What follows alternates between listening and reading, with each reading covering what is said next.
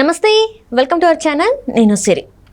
నారాయణ సంస్థల చైర్మన్ పుంగనూరు నారాయణ గారు అయితే ఒక నిర్ణయం తీసుకున్నారు. అదేంటంటే నెల్లూరు నియోజకవర్గంలో అంటే టీడీపీ కార్యకర్తల కోసం 10 కోట్లతోని ఒక సంక్షేమ నిధి ఏర్పాటు చేయాలని చెప్పేసి అయితే తన నిర్ణయం తీసుకున్నట్టు వార్తలు వస్తున్నాయి. సో మరి ఏం జరగబోతుంది, నిజంగానే మరి 10 కోట్లతోని సంక్షేమ నిధిని ఏర్పాటు చేస్తున్నారా లేదా అనేది మనకు వివరించడానికి మనతో పాటు ఉన్నారు TDP official spokesperson Suryadevara Latha గారు. నమస్కారం మేడం. నమస్తే. మనం ఇప్పుడు చూస్తున్నట్టయితే ఈ వార్త 10 కోట్లతోని సంక్షేమ నిధిని ఏర్పాటు చేస్తున్నారు పుంగనూరు నారాయణ గారు, అదే మన నారాయణ సంస్థల చైర్మన్. సో అంటే ఏంటి అసలు మరి 10 కోట్లతోని ఇది సంక్షేమ నిధిని చేస్తున్నారంటే ఎలా చూడాలంటారు? అంటే మంచి విషయమే కదా ఇప్పుడు ఇది.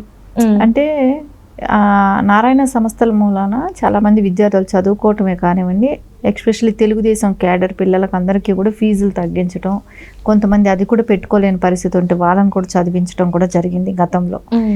ఇప్పుడు ఎవ్రీ ఇయర్ 10 కోట్లు నెల్లూరు నగరంలో ఉన్న నియోజకవర్గానికి సంబంధించి 10 కోట్ల రూపాయలు ఎవ్రీ ఇయర్ దానికి కేటాయించడం జరుగుతుంది.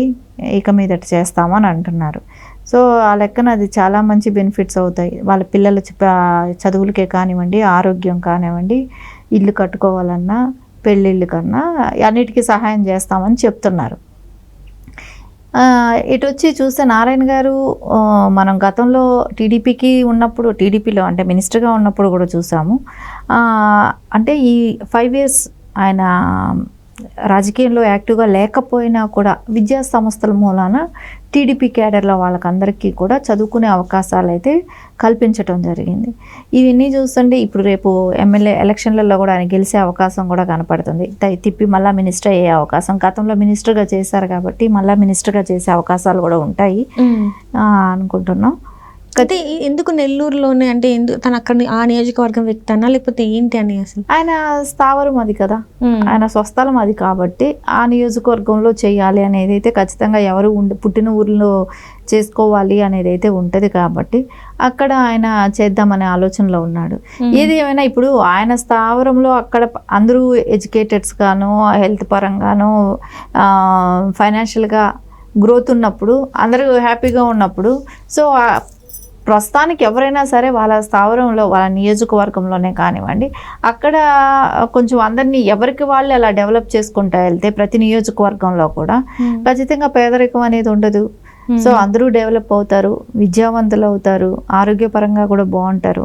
సో ఇవన్నీ బాగున్నప్పుడు రాష్ట్రం సుభిక్షంగా ఉన్నట్టే కదా. రాష్ట్రం మీద అంతా కూడా ఎఫెక్ట్ అన్ని నియోజకవర్గాల్లో జరిగితే నేను చెప్పేది అంటే ఒక నియోజకవర్గానికి ఆయన చేస్తున్నాడు. సరే రేపు గెలిచిన ఎమ్మెల్యేలు అంటే వాళ్ళ చేతి నుంచి పెట్టాల్సిన పని లేదు, ప్రభుత్వం ఇచ్చే ఫండ్స్ అయినా సజావుగా వాడితే సో అన్ని చోట్ల డెవలప్ అయ్యే అవకాశం ఉంది. సో ఈయన సంస్థల నుంచి వచ్చే డబ్బులతోనూ ఆయన పర్సనల్ అమౌంట్ ఖర్చు పెడతానని చెప్తున్నారు. ఇక్కడ చాలా సంతోషించదగ్గ విషయం. చాలామంది నెల్లూరు ప్రజలకు కూడా ఆయన చాలాసార్లు కూడా గతంలో కూడా ఆదుకోవటం జరిగింది. ఎప్పుడు కూడా ఆయన చేస్తున్నారు. కానీ ఇప్పుడు ఇంత మనీ అనేది పక్కకు పెట్టి చేయాలనేది ఇప్పుడు డెసిషన్ తీసుకున్నట్టు కనపడుతుంది. సో ఇది ఏమైనా కూడా సంతోషించాల్సిన విషయం. అంటే ఇదంతా కూడా చూస్తున్నట్టయితే ఇన్ని రోజుల నుంచి లేని సడన్గా ఇప్పుడు అని చెప్పేసి కొంచెం డౌట్గా అనిపిస్తుంది కదా. ఎందుకు మరి ఈ టైంలో ఇట్లాంటి ఒక డెసిషన్ తీసుకున్నారు అనుకో? అంటే మీరు అదే ఎలక్షన్ బిఫోర్ చెప్తే ఆలోచించాల్సిన విషయమే అనొచ్చు. ఆయన ఓట్ల కోసం చెప్పారని. ఆఫ్టర్ ఎలక్షన్ చెప్పారు కదా, పోలింగ్ అయిపోయిన తర్వాత కదా చెప్పింది. సో దీనిలో భయపడాల్సింది, బాధపడాల్సింది ఏముంటది? సో ఏదైనా ప్రజల్ని మభ్య పెట్టడానికి చెప్పాడా అని అనుకోవటానికి ఓట్లు పోలింగ్ అయిపోయింది. సో ఇప్పుడు చెప్పారంటే ఇంకా రిజల్ట్స్ రాలేదు కానీ ఇప్పుడు చెప్పారండి అంటే సో ప్రజలకు దగ్గర మభ్య పెట్టాల్సిన అవసరం ఇక్కడ ఏమీ కనపడటం లేదు. ఆయన స్వచ్ఛందంగా చేస్తానని అన్నప్పుడు సో దీనిలో ఎవరిని మభ్యపెట్టే విషయం అయితే ఇక్కడ ఎక్కడెక్కడ క్లారిటీగానే ఉంది. ఎవరిని అంటే ఎలక్షన్ బిఫోర్ మాట్లాడుంటే దాని విషయం వేరుగా ఉండేది. అమ్మ ఎలక్షన్ వస్తుంది కాబట్టి అదే ఓట్ పోల్ అవ్వాలి కాబట్టి ఆయన ఇప్పుడు చెప్తున్నాడు ఇవి, తర్వాత చేస్తాడో చేయడో అని అనటానికి ఒక అవకాశం ఉంటుంది. ఇక్కడ అవకాశమే లేదు. సో ఖచ్చితంగా ఆయన చెప్పాడంటే చేస్తాడనేది అక్కడ వాళ్ళకందరికీ కూడా నమ్మకం ఉంది, ప్రజలందరికీ కూడా నమ్మకమే ఉంటుంది. అంటే కొంత ఎలిగేషన్స్ ఉన్నాయి కదా ఇప్పుడు నారాయణ గారి మీద. అంటే మనం చూసాం వ్యక్తిగతంగా వాళ్ళ పర్సనల్ ఫ్యామిలీ మెంబర్స్ ఎలా మాట్లాడారు ఏంటి అనేది. అండ్ అవన్నీ చెరిపేయడానికి ఇలాంటిది తీసుకున్నారు లేకపోతే నిజంగానే తన వ్యక్తిగత, అంటే తను చెప్పడం కూడా తన వ్యక్తిగత ఆదాయం నుంచి వెళ్ళి 10 కోట్లు నేను సంక్షేమ నిధికి చేస్తున్నానని చెప్పేసి చెప్తున్నారు. అంటే ఇదంతా మనం ఎలా చూడాలంటారు? అంటే వ్యక్తిగతము అని అంటే అది వాళ్ళ ఫ్యామిలీ వరకే వర్తిస్తుంది, ప్రజలందరికీ కూడా వర్తించేది కాదు. అంటే ప్రజలందరికీ ఎప్పుడు వర్తిస్తుంది, అది బాగా వాళ్ళు చనిపోయి ఉంటాము. ఇప్పుడు మనం చూస్తే వివేకానంద గారి హత్య అనుకోండి, అది వ్యక్తిగతం కాదు, సో అది హత్య జరిగింది అక్కడ. అట్లాంటి విషయాల గురించి వచ్చినప్పుడు అందరూ డిస్కస్ చేస్తారు, అందరూ మాట్లాడతారు. సో ఇట్లాంటి విషయాల గురించి ఆ టాపిక్స్ వాళ్ళు వ్యక్తిగతంగా వాళ్ళు మాట్లాడుకోవాల్సింది. తర్వాత దాన్ని కంటిన్యూటివ్ ప్రాసెస్ అయితే ఎక్కడ నడవలేదు. సరే ఒకవేళ ఆవిడ ఉంటే కేసు పెట్టుండటము అట్లాంటి ఇదేమైనా ఉంటే కోర్టుకు వెళ్ళడం ఇట్లాంటివి ఏదైనా జరుగుంటుంది, అవి కూడా ఎక్కడ జరగల తర్వాత. సో అవన్నీ సస్టైన్ అయిపోయినప్పుడు దాని గురించి పట్టించుకోవాల్సిన అవసరం లేదు. దానికోసం ఆయన చేస్తారనుకోవటం కూడా తప్పే. ఎందుకంటే స్వచ్ఛందంగా చేస్తాను అని చెప్పి వచ్చినప్పుడు దానికి దీనికి లింక్ పెట్టడం, ఎలక్షన్ కోసం నమ్మిస్తున్నాడు అనుకోవటానికి ఎలక్షన్లు కాదు. సరే కుటుంబ పరంగా ఇది వరకు అలిగేషన్స్ వచ్చాయని దానికోసం అంటే అది కూడా కాదు. అది ఇప్పుడు ఎక్కడా లేదు, ఇప్పుడు ట్రెండింగ్ ఏం కాదు, అది ఎప్పుడో గతంలో ఎప్పుడో జరిగింది, అయిపోయింది. అది ఉంటే వాళ్ళ ఫ్యామిలీ ఇష్యూ, వాళ్ళ బ్రదర్స్ వాళ్ళే చూసుకుంటారు. సో దాని గురించి ఇక్కడ ప్రాబ్లం ఏమీ లేదు. సో ఆయన స్వచ్ఛందంగా గతంలో కూడా చేశాడు కదా, ఈరోజు కొత్తగా అనేది ఒక అమౌంట్ పక్కకు తీస్తానంటున్నాడు. సో గతంలో చేసిందని ఎన్ని కోట్లు ఖర్చు పెట్టాడో కూడా తెలియదు కదా, చెప్పుకోలేదు కదా. సో మాకైతే టీడీపీ తరపున మాకు తెలిసింది ఏంటంటే స్టూడెంట్స్ ని చాలా మందిని చదివించడం అయితే జరిగింది. సో ఫీజులు తగ్గించడం జరిగింది చాలా మందికి. అంటే టీడీపీ కార్డు ఉన్న వాళ్ళకందరికీ, సభ్యత్వం కార్డు ఉన్న వాళ్ళ పిల్లలకందరికీ కూడా అలాంటి హెల్ప్ చేయటం జరిగింది. అంటే కొన్ని వేల మందికి ఆ లెక్కన.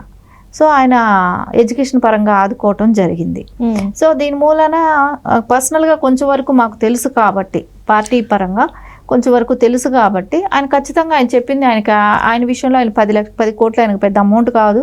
సో ఖచ్చితంగా ఆయన చేస్తారు. అంటే ఇక్కడ మీరు చెప్తున్నారు టీడీపీ సభ్యత్వం కార్డు ఉన్న వాళ్ళ పిల్లల్ని, మరి మిగతా పిల్లలకి ఆ ఛాన్స్ లేదంటారా? ఖచ్చితంగా ఉంటుంది. అంటే వాళ్ళు వెళ్ళి కలిస్తే, ఇప్పుడు వెళ్ళి కలిసి, ఇప్పుడు నేను అక్కడ ఆయన్ని కలిసే అవకాశం ఉండి వెళ్ళి కలిసి వాళ్ళ బాధలు చెప్పుకుంటే ఖచ్చితంగా చేస్తారేమో, చేసే అవకాశం కూడా ఉంటుంది. ఇప్పుడు నెల్లూరు అని అన్నారు, నెల్లూరులో అందరూ కూడా కార్డు తీసుకున్న వాళ్ళు అట్లా ఉండరు కదా. సో వాళ్ళు కూడా వెళ్ళి కలిస్తే అక్కడ లోకల్ వాళ్ళకి వెళ్ళి కలిసిన వాళ్ళకి చేసి ఉన్నారు కదా, గతంలో చేశారు కదా. సో అలాంటప్పుడు ఆయన గతంలో చాలా వరకు చేశారు. ఎడ్యుకేషన్ పరంగా పెట్టుకోలేని వాళ్ళు, ఖర్చు పెట్టుకోలేని వాళ్ళకి ఆ హెల్ప్ చేశారు. అంటే ఇప్పుడు కూడా నేను చెప్పేది కార్డు ఉన్న వాళ్ళకి అందరికీ చేశారు అనట్లేదు, వాళ్ళల్లో పెట్టుకోలేని వాళ్ళకి, అంటే అంత ఆర్థిక స్తోమత లేని వాళ్ళకి చేశారు. సో వాళ్ళే ఇప్పుడు పార్టీ ఆఫీస్కి వచ్చి మా ఎడ్యుకేషన్ పరంగా అన్నప్పుడు ఖచ్చితంగా వాళ్ళకు కూడా వాళ్ళు హెల్ప్ చేసిన వాళ్ళే, నారాయణ వాళ్ళు కూడా. సో అందుకని చెప్తున్నా, అందరికీ పెట్టుకోగలిగిన వాళ్ళకైతే అడగరు కూడా కదా. సో ఆ స్తోమత లేని వాళ్ళకైతే ఆయన హెల్ప్ చేశారు. ఇక్కడ చూస్తున్నట్టయితే ఆ సంక్షేమ నిధి నుంచి అయితే ఎవరెవరైతే ఆడపిల్లలు ఉన్నారో వాళ్ళ పెళ్ళిళ్ళకి కూడా యూజ్ చేస్తున్నాం, ఎడ్యుకేషన్కి మాత్రమే కాకుండా ఎవరైతే అవసరం ఉందో వాళ్ళకు కూడా యూజ్ చేస్తున్నాం అంటున్నారు. అంటే ఈ పరిణామాలన్నీ మనం ఎలా చూసాం? అంటే ఇంతకుముందు ఇలాంటివి ఎవరైనా ఆలోచించారా, లేకపోతే తినే మన నారాయణ గారే ఫస్ట్ వ్యక్తి అంటారు? ఇప్పుడు కనపడుతుంది అయితే ఇట్లా సంక్షేమం కోసం 10 కోట్లు పక్కకు పెడతాం ఎవ్రీ ఇయర్ అని అంటాం. ఇప్పుడైతే ఫస్ట్ టైం నారాయణ గారే కొత్త ఆలోచన తీసుకురావటం జరిగింది. ఇది ఎంతమంది పెట్టినా కూడా స్వాగతించాల్సిన విషయమే. ఎందుకంటే ఫస్ట్ నియోజకవర్గంలో ఎవరైతే అనుకుంటున్నారో వాళ్ళు ఇలా చేసుకుంటూ వస్తే వాళ్ళకి అంటే సమస్యలు తగ్గే అవకాశాలు కూడా ఉన్నాయి. సో వీటి మూలాన హెల్త్ పరంగానే కానివ్వండి, ఎడ్యుకేషనే కానివ్వండి, పెళ్ళిళ్ళు కానివ్వండి, గృహానికి కూడా ఇస్తానని చెప్తున్నారు. వీటన్నిటికి కూడా వాళ్ళు కొంచెం హ్యాపీగా ఉంటే రేపు పొద్దున వీళ్ళకి ఎలక్షన్ అంటే ఆయన క్యాడర్కి ఆయన చేసుకుంటారు కాబట్టి రేపు పొద్దున ఆయనకి బలం అనేది ఎక్కువ చేకూరే అవకాశం ఉంటుంది. రాజకీయంగా కానివ్వండి, సామాజికంగా ఆయనకి ప్రజల అండదండలు అయితే ఖచ్చితంగా ఉంటాయి.